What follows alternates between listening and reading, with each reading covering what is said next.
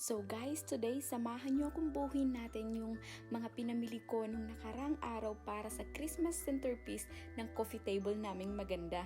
Ako nga pala si Rufi, isa akong OFW dito sa Czech Republic, nag-gastador noon, kuripot na ngayon. Bakit nga ba ako nagkukuripot na ngayon? Una, dahil mahirap kitain yung pera dito sa abroad. Kala nyo lang madali, no? Pangalawa, dahil may mga priority ako. Isa na doon yung pag-i-invest ko sa stock market sa Pinas para sa future ko at para sa future ng family ko. Kasi hindi tayo habang buhay malakas. Kada sahod ko, nagtatabi talaga ako ng 500 pesos or kahit 1,000 lang. At ini-invest ko yun sa stock market sa tulong ng Truly Rich Club. Sobrang napakadali niya lang, guys. Balik tayo dito sa ginagawa ko kasi ilang beses ko na siyang inuulit.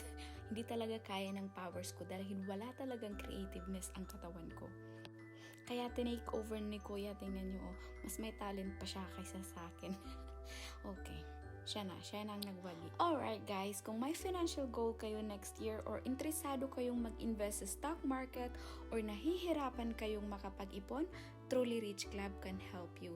May link po ako sa bio ko for a free guide. Spread kindness guys! Ciao!